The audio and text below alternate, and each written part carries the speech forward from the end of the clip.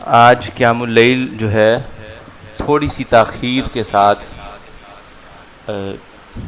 11:15 سے 12 کے درمیان انشاءاللہ شروع کیا جائے گا، کیونکہ پہلے ہمارے قاری عبدالودود عاصم صاحب ہیں، مرکز قادسیہ کے امام ہیں، تو چونکہ وہاں ذرا دیر سے تراویح ختم ہوتی ہے، 11:30 وہاں سے چلیں گے، تو انشاءاللہ جو ہے وہ 11:15 سے 12 کے درمیان انشاءاللہ ہم جو ہے وہ شروع کریں گے۔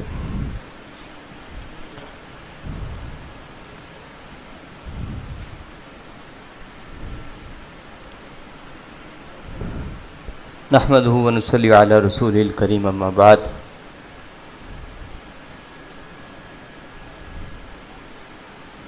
بسم اللہ الرحمن الرحیم۔ 23واں پارہ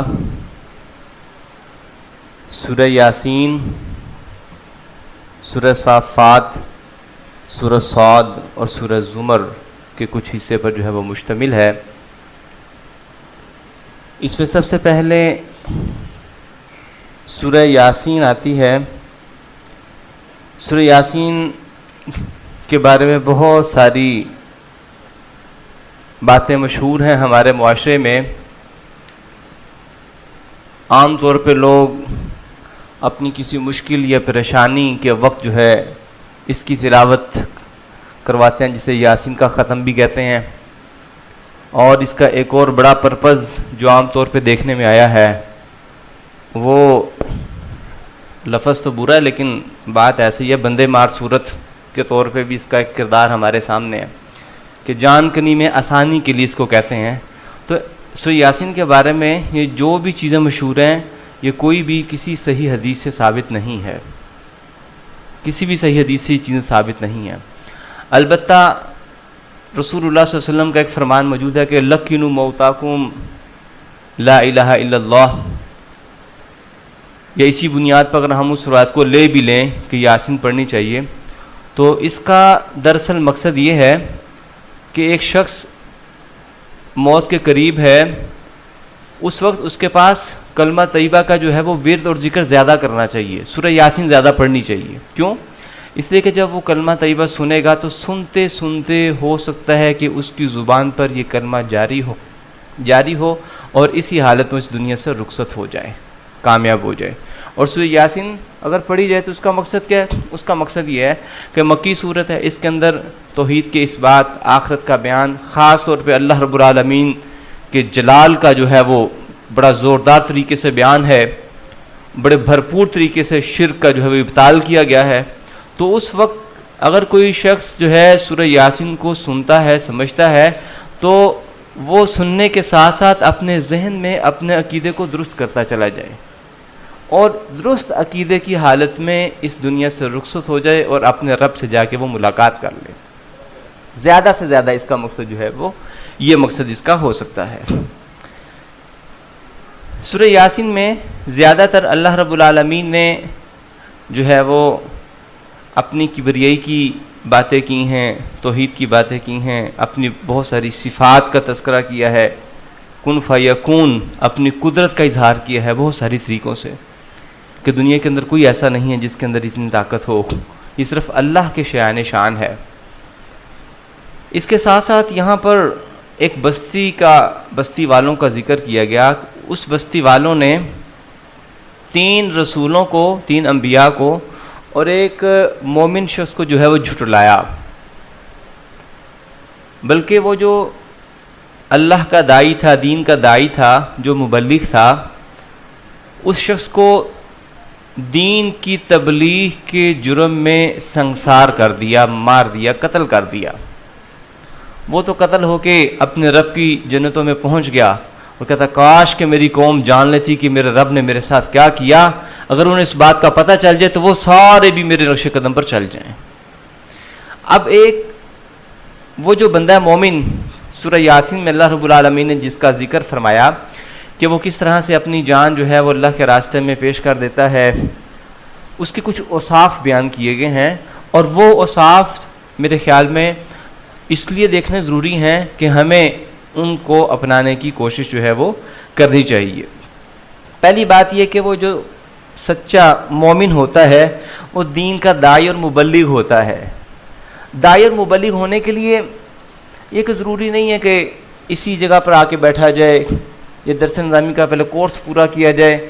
ہر شخص، ہر مسلمان، اللہ تعالیٰ نے جو اس کو صلاحیت دی ہے، جو اس کو علم دیا ہے، جو اس کو فہم و فراست عطا کی ہے، اس کی بنیاد پر جہاں کہیں وہ خیر کی بات پہنچا سکتا ہے تو خیر کی بات پہنچا دے.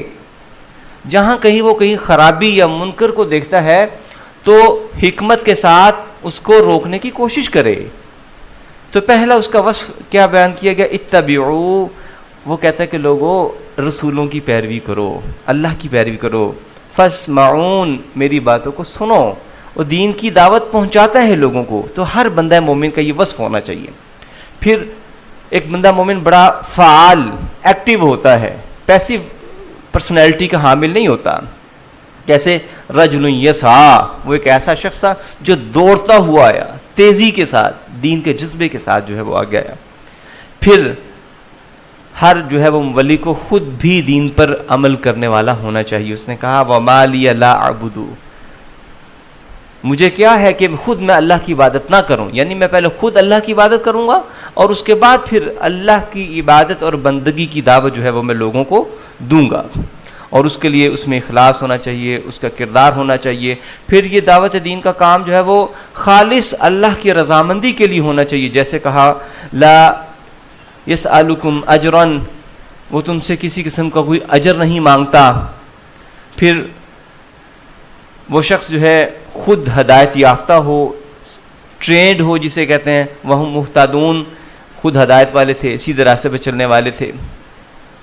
پھر وہ صحیح اور غلط کے درمیان تمیز رکھتا ہو. فرمایا کہ وَمَا لِيَ لَا أَعْبُدُ الَّذِي فَطَرَنِي وَإِلَيْهِ تُرْجَعُونَ، میں اللہ کی عبادت کیوں نہ کروں، اس لیے کہ مجھے اللہ کی طرف لوٹ کے جانا ہے. حکمت کے ساتھ جو ہے وہ دعوت کا کام کریں.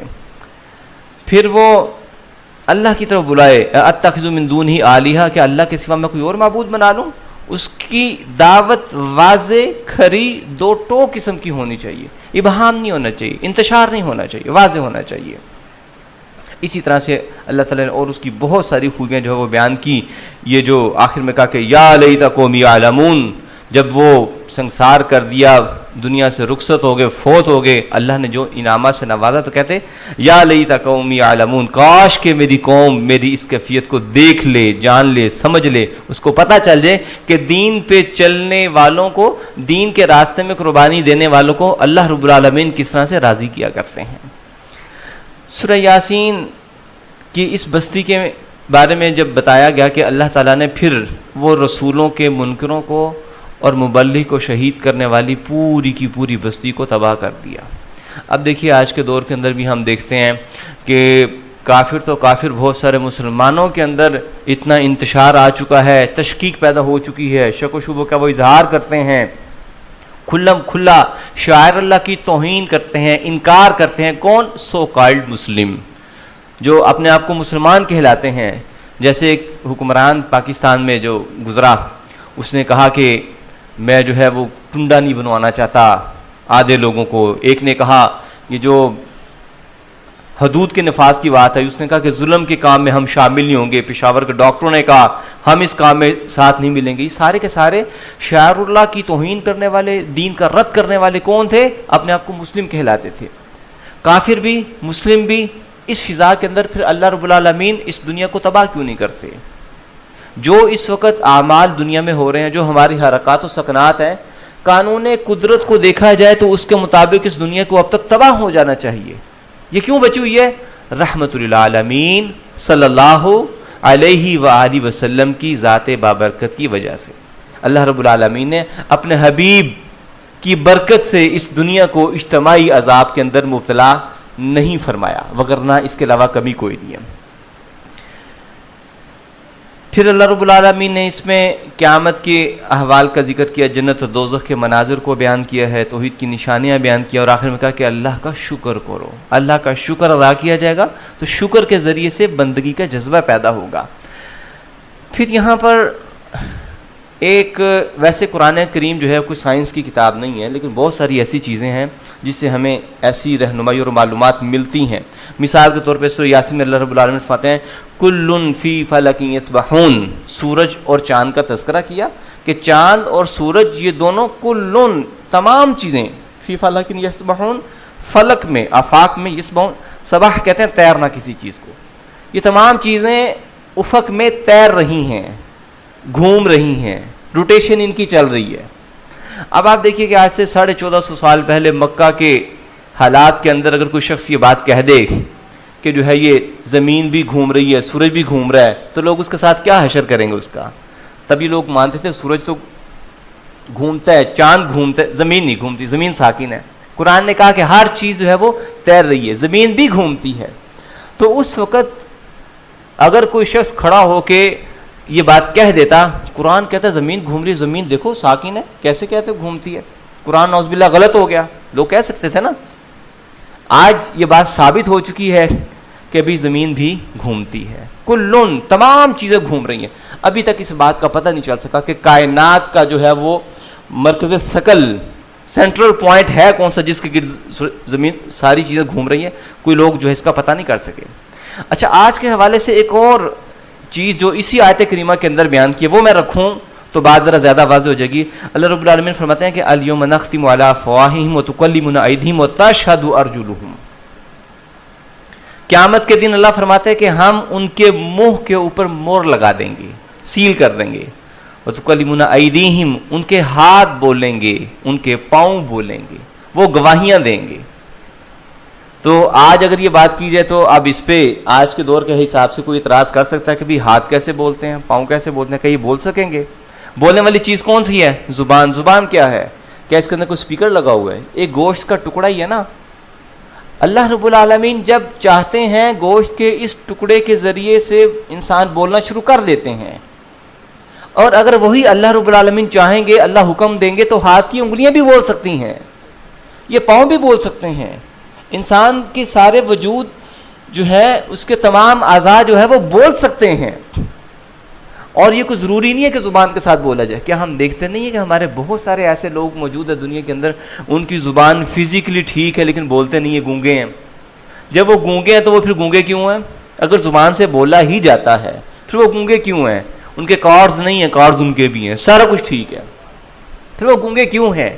وہ اس وجہ سے گونگے ہیں کہ دنیا کو بتا دیں کہ اس کائنات کا خالق و مالک و رازق، داتا، مشکل کشا، حاجت روا صرف اللہ ہے. اللہ کے سوا کوئی نہیں ہے، اللہ کے سوا کوئی نہیں ہے. جس طرح اس دور کے اندر کل فی فلک یسبحون کی آیت کو سمجھنا مشکل تھا، لیکن قرآن حقیقت ہے کسی کو سمجھ آئے یا نہ آئے. اسی طرح سے آج کے دور میں اگر کسی کو یہ بات سمجھنا مشکل لگتی ہے کہ ہاتھ اور پاؤں کیسے گفتگو کریں گے، تو یہ مشکل بھی اللہ رب العالمین آسان فرما دیں گے. یہاں پہ بات ایمان اور یقین کی ہے. کون ایمان لاتا ہے، کون تسلیم کرتا ہے، کون اس کو مانتا ہے. تو قرآن مجید بیسیکلی سائنس کی کتاب نہیں ہے، لیکن بہت ساری ایسی چیزیں کہ سائنس کی جو ہے وہ ایسی بنیادیں بھی قرآن مجید کے اندر موجود ہیں. کس لیے؟ رب کی نشانیوں کے طور پہ. اگر اللہ نے اس کائنات کو تباہ نہیں کیا، اگر اللہ رب العالمین نے رسول اللہ صلی اللہ علیہ وسلم کے ذریعے سے بہت سارے معجزات مکہ اور مدینہ کے لوگوں کو دکھائے، تو ان چیزوں کے ذریعے سے معجزات ہمیں بھی دکھا دیے.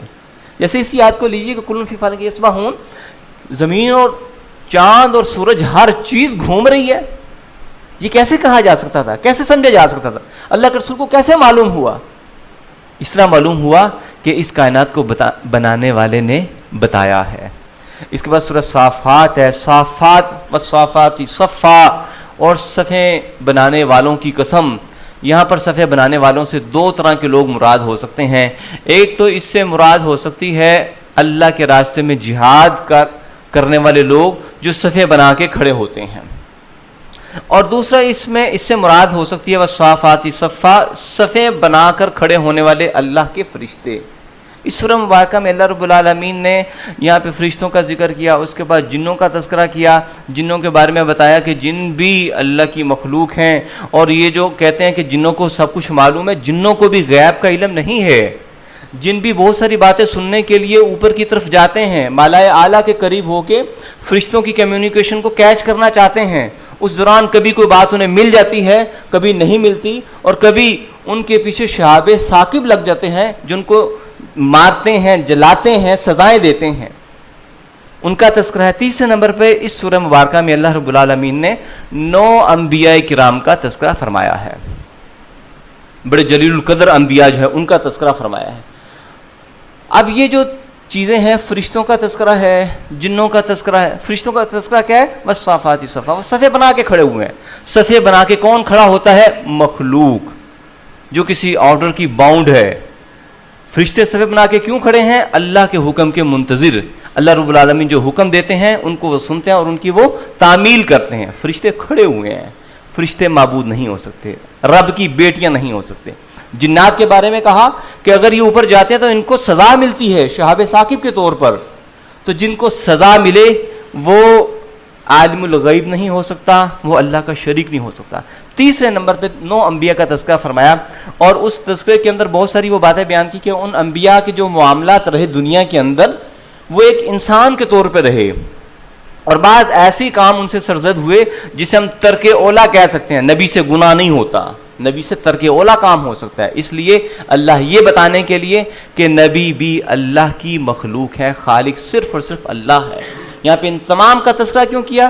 یہ بتانے کے لیے فرشتے نظر نہیں آتے، انسان ڈرتے ہیں ان سے. جن ہم ڈرتے ہیں سب ان سے کہ ان کے پاس بڑی طاقتیں ہیں، وہ پتہ نہیں کیا کچھ کر سکتے ہیں. اور دنیا میں برگزیدہ ہستیاں انبیاء علیہم الصلوۃ والسلام. اللہ نے بتایا کہ یہ تینوں کی تینوں چیزیں اللہ کی مخلوق ہیں، اللہ کے برابر نہیں، اللہ کے ہمسر نہیں، اللہ کے شریک نہیں. اللہ وحدہ لا شریک، وہ اکیلا ہے، اللہ کے ساتھ جو ہے وہ کوئی بھی نہیں.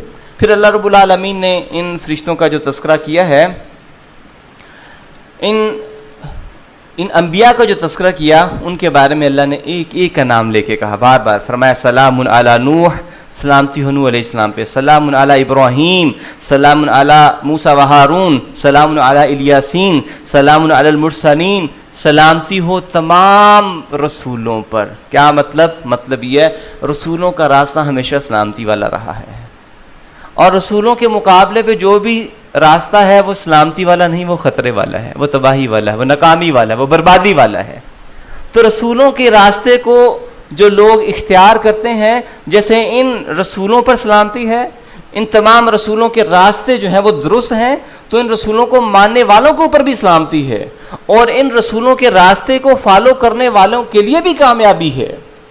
تو یہ راستہ ہم نے دیکھنا ہے، اور یہ نبی علیہ الصلوۃ والسلام کو حوصلہ دینے کے لیے جو ہے وہ یہ بات بیان کی جا رہی ہے. میں ان 9 انبیاء میں سے 2 انبیاء کے بارے میں بات کروں گا، جن میں سے پہلے حضرت اسماعیل علیہ الصلوۃ والسلام ہے. بڑھاپے میں ابراہیم علیہ السلام کو ملے، بڑے حلیم قسم کے تھے.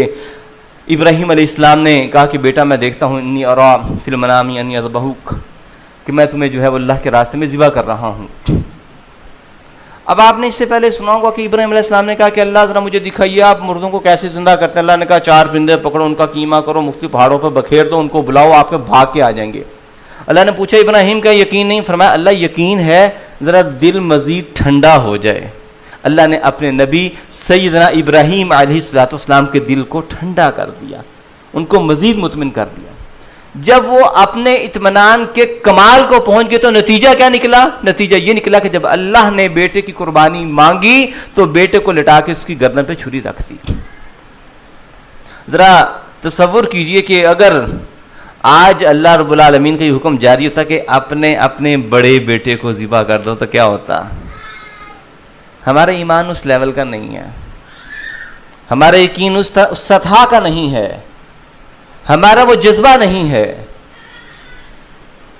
ہم جو ہے وہ تشکیک کی دنیا میں رہتے ہیں، ہمارے ذاتی مفادات اس قدر زیادہ ہیں کہ دین کے لیے اتنی بڑی قربانی دینے کے بارے میں بھی ہم سوچ نہیں پاتے ہیں. تو اللہ رب العالمین نے ہم پر یہ رحمت فرما دی، ففدیناہ بذبح عظیم، ہم نے انہیں ذبح عظیم دے دیا. جنت سے مینڈا آیا، سیدنا اسماعیل علیہ الصلوۃ والسلام کی جگہ پہ قربان ہو گیا. سنت جاری رہی، روح فلسفہ وہی ہے کہ اللہ کے راستے میں یہاں تو 10-15-20 ہزار کا بکرا ذبح کرتے ہیں، 10-15-20 ہزار نہیں.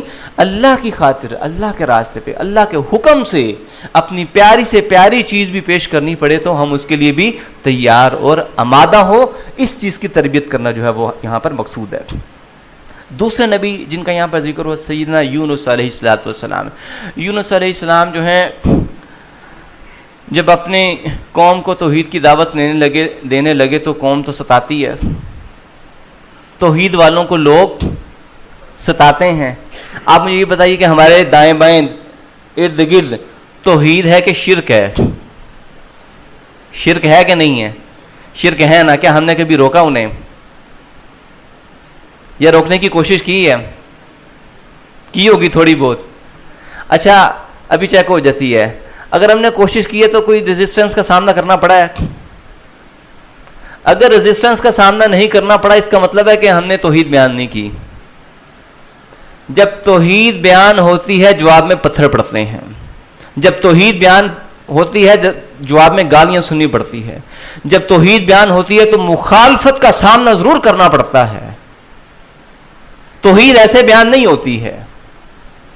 میں خود سوچتا ہوں کہ اتنا عرصہ ہو گیا اس راستے میں، آج تک کبھی کسی نے نہ پتھر مارا، نہ گالی دی، نہ روکا، نہ ٹوکا. اس کا مطلب ہے کہ ابھی ہم یہ حق ادا نہیں کر رہے. ضرورت ہے اس بات کی کہ ہم اپنے اندر یہ سوچ پیدا کریں کہ ہمیں توحید بیان کرنی ہے.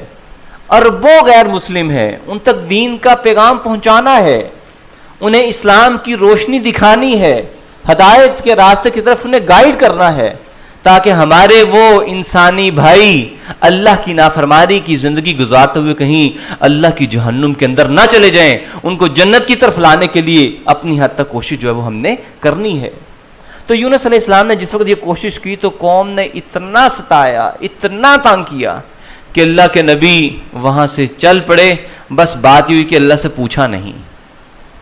جب اللہ سے پوچھا نہیں، پوچھے بغیر چل پڑے تو اللہ رب العالمین نے فرمایا کہ اے یونس معاملہ ایسے نہیں چلے گا.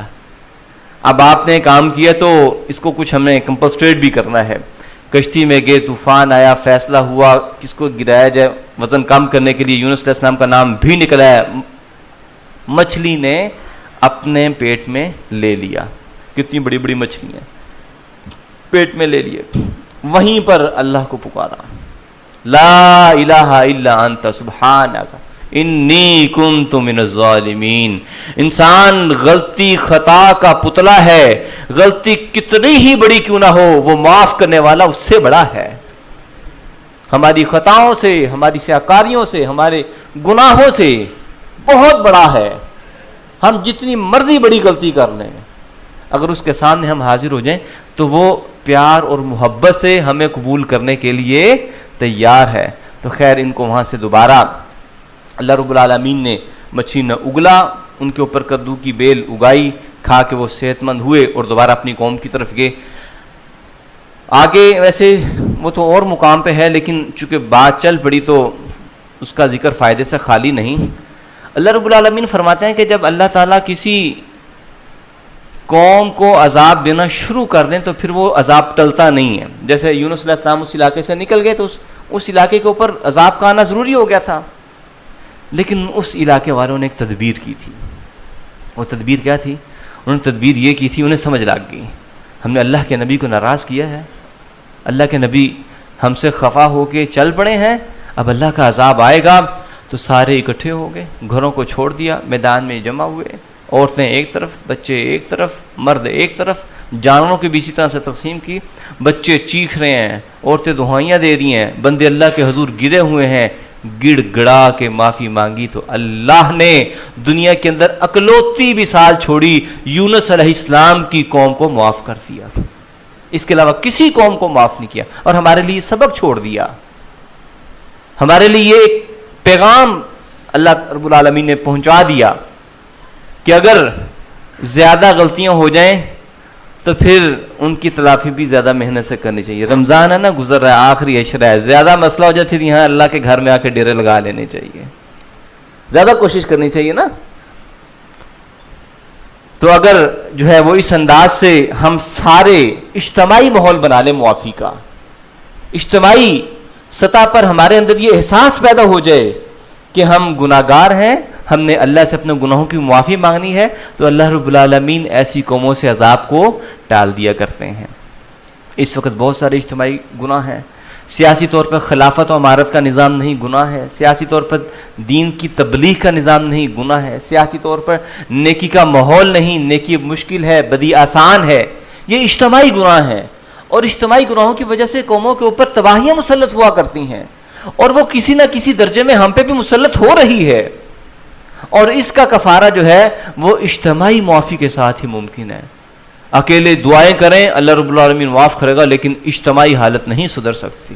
اجتماعی حالت کو سدھارنے کے لیے اجتماعی طور پہ ہمیں معافی مانگنی پڑے گی. اور اجتماعی معافی کا مطلب کیا ہے؟ غلط روش کو ترک کر کے صحیح راستے کے اوپر آنا ہوگا. سورہ صافات کے بعد سورہ صاد، اس میں بھی اللہ نے بعض انبیاء کا ذکر کیا. سلیمان علیہ السلام کے بارے میں بتایا، فرمایا کہ اللہ نے بڑی بادشاہی عطا فرمائی تھی، بڑی سلطنت، ہواؤں پہ حکومت، جنوں پہ حکومت، چرند پہ حکومت، پرندوں پہ حکومت، حشرات پہ حکومت. بہت ساری تفصیلات ہے، کیا کیا بیان کروں. ایک بات صرف، جب وہ شام کے وقت اپنے از اورزا علیہ بالعشی صافنات الجیاد، بڑے بہترین قسم کے ٹاپ کوالٹی گھوڑے ان کے پاس پیش کیے گئے جن کا وہ معائنہ کر رہے تھے، تو ان کے معائنے کے دوران شام ہو گئی، حتی توارت بالحجاب، سورج چھپ گیا، نماز نہیں پڑھ سکے. حکومت کے معاملات ہوں، ذاتی معاملات ہوں، جو معاملات رب کی یاد سے غافل کر دیں، اللہ کے نبی کی سنت اللہ نے قرآن میں بیان کر دی. ردوہا علیہ، فرمایا کہ سارے بہترین قسم کے گھوڑے لے آؤ. یہ F-16 JF-17 یہ اس قسم کی کوالٹی کی وہ چیزیں ہوا کرتی تھی اس دور کے حساب سے. یہ ساری کی ساری چیزیں میرے پاس لے آؤ. فتح کا مسحم بالسوق والاعناق، تلوار پکڑی ان کی کوچے بھی کاٹ دیں گے، ان کی گردنیں بھی کاٹ دیں گے. جو چیز اللہ کے راستے سے رکاوٹ بن جائے وہ دفاع کا ذریعہ نہیں بنتی، وہ بربادی کا ذریعہ بنتی ہے. آج ہم کوشش کرتے ہیں اپنی ٹیکنالوجی کو امپروو کر لیں، اپنے وسائل کو بڑھا لیں، یقیناً ضرورت ہے اس کی، لیکن وسائل اور ٹیکنالوجی کو اگر ایمان کی قیمت پہ بڑھائیں گے تو پھر یہ کسی کام کی نہیں ہے. اگر ایمان کے ساتھ ہوگی تو پھر اس کے اندر اللہ رب العالمین برکت عطا فرمائیں گے. توکل کا یہ مطلب ہے کہ خنجر تیز رکھ اپنا، نتیجہ اس کی تیزی کا مقدر کے حوالے کر. خنجر بھی نکالنا ہے لیکن بھروسہ خنجر پہ نہیں، بلکہ اس خنجر کی تیزی جو ہے وہ اللہ کے سپرد کر دیجئے، اللہ کا نام لے کے چلائیے، پھر دیکھیے اس کی کاٹ کیا ہوتی ہے اور اس کی تیزی کیا ہوتی ہے. سورہ زمر، آخری بات کر کے بات کو ختم کرتا ہوں. اللہ رب العالمین نے دو باتیں اس میں جو ہے وہ توحید کی مثال بتانے کے لیے کہا کہ ضرب اللہ مثلا رجلا فی شرکاء. اللہ نے مثال بیان کی غلام کی. ایک غلام ہے جس کے اندر شرکاء بہت سارے اس کے مالک ہیں، ٹھیک ہے. اب ایک آدمی ملازم ہے، اس کے 10 آگے سے جو ہے وہ باس ہیں، تو بتائیں اس غلام بیچارے کا کیا حشر ہوگا؟ وہ کس کی مانے گا، کس کی نہیں مانے گا؟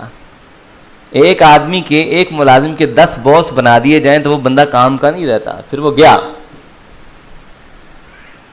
یہ کس کی مثال ہے؟ یہ مثال ہے جو بہتوں کو پوجتے ہیں، اس سے بھی ڈرتے ہیں، اس سے بھی ڈرتے ہیں، اس سے بھی مانگتے ہیں، اس سے بھی طلب کرتے ہیں. جو مشرک ہیں، گویا کہ سب نے بہت سارے باس بنا لیے، بہت سارے الہ بنا لیے، اس کی مانے، اس کی مانے، اس کی مانے. یہ بیچارہ بکھر گیا، اس کی پرسنالٹی تباہ ہو گئی، مسخ ہو گئی.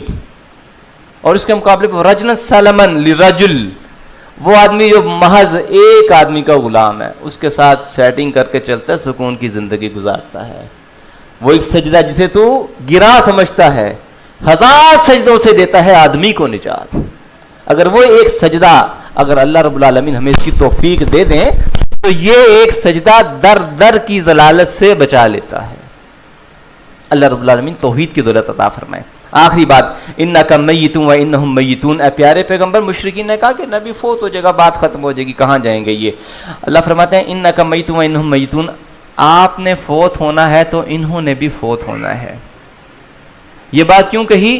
اللہ نے اپنی توحید بتانے کے لیے وَيَبْقَى وَجْهُ رَبِّكَ ذِي الْجَلَالِ وَالْإِكْرَامِ. بقا صرف اللہ کی ذات کو ہے، اللہ کے سوا جو اللہ کے عرش کو اٹھانے والے 8 یا 12 فرشتے ہیں ان پر بھی موت واقع ہوگی. یہ نظام قدرت ہے. یہاں پہ ایک چھوٹی سی بات عرض کرتا چلوں. ہم کئی دفعہ کہتے ہیں نا کہ فلاں حضرت وصال فرما گئے ہیں، سنا ہوا آپ نے لفظ. تو یہ جو تکلفات ان کی ضرورت نہیں ہے، عقیدے کی بات ہے، اس کو کلیئر کر لینا چاہیے. اللہ رب العالمین اپنے حبیب امام الانبیاء محمد رسول اللہ صلی اللہ علیہ وآلہ وسلم کے بارے میں لفظ موت استعمال کر رہے ہیں عقیدے کو واضح کرنے کے لیے. جب امام الانبیاء کے اوپر موت طاری ہو سکتی ہے تو امام الانبیاء سے بڑھ کر اور کوئی نہیں ہو سکتا ہے. لہٰذا یہ وصال فرما گئے ہیں، پردہ فرما گئے ہیں. ظاہری طور پہ ہو گیا ہے، یہ ادھر ادھر کی باتیں ہیں، اس جو ہے گمراہی کی طرف لے جائیں گی، تشکیش پیدا کریں گی. ایک واضح بات اللہ نے کہہ دی، اللہ کا یہ نظام قدرت ہے. آگے چل کے یہ کہہ دیا ثم انکم یوم القیامت عند ربکم تختصمون. ہاں تمہارے رب کے پاس جا کے پھر فیصلہ ہوگا صحیح کون تھا غلط کون تھا. اللہ صحیح رستے کو اختیار کر کے چلنے کی توفیق عطا فرمائے، اسی پہ ہمارا خاتمہ فرمائے. وآخر دعوانا الحمد للہ رب العالمین.